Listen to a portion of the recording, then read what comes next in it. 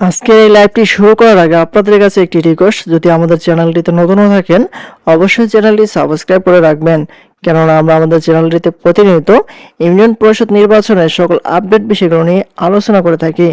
এখন দেখি এখানে বিস্তারিত কি আলোচনা করা হয়েছে ইউনিয়ন পরিষদ নির্বাচনের নতুন আইন প্রসঙ্গে।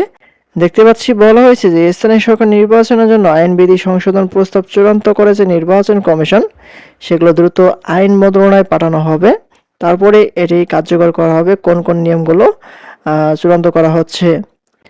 আজ মঙ্গলবার সন্ধ্যায় রাজধানী আগারগাঁও নির্বাচন ভবনে ইসির 12তম কমিশন সভায় নির্বাচন কমিশনের জ্যেষ্ঠ সচিব আক্তার আহমেদ সাংবাদিকদের কথা জানান। স্থানীয় সরকার নির্বাচন বিষয়ে সরকারের সঙ্গে এখনো কোনো আলোচনা হয়নি বলে জানান তিনি।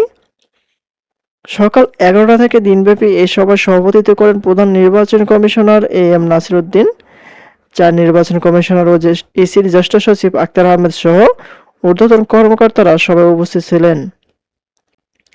আক্তার আহমেদ বলেন, স্থানীয় সরকার নির্বাচনের 5টি প্রতিষ্ঠানের ইউনিয়ন পরিষদ, উপজেলা পরিষদ, পৌরসভা, সিটি কর্পোরেশন ও জেলা পরিষদের যে আইনগুলো আছে সেগুলো নিয়ে আলোচনা করা হয়েছে। তিনি জানান, এমপিভুক্ত শিক্ষকরা নির্বাচনে অংশগ্রহণ করতে পারবেন না। ঋণ খেলাপি জামিনদাররাও প্রার্থী হিসাবে অযোগ্য হবেন। এছাড়া যাদের ইউটিলিটি বিল বকেয়া রয়েছে তারা নির্বাচনে অযোগ্য হবেন। ইসি সচিব জানান, এই সকল প্রস্তাব চূড়ান্ত করেছে কমিশন, দ্রুত আইন মন্ত্রণালয়ে পাঠানো হবে। আক্তার আহমেদ বলেন, এখন আমরা 16 বছর ও তদুর্ধ্বের ডাটা কালেকশন করি এনআইডির জন্য বা ভোটার তালিকার জন্য।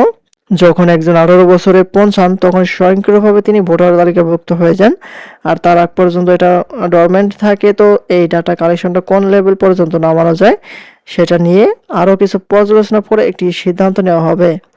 এটা এসএসসি নাকি ক্লাস 8 নাকি প্রাথমিক যেটাই হোক না কেন, একটা তুলনামূলক বিবরণী অনুযায়ী পরবর্তীতে সিদ্ধান্ত আসবে। এর হচ্ছে ইউনিয়ন পরিষদ নির্বাচন প্রসঙ্গে আজকের সর্বশেষ আপডেট।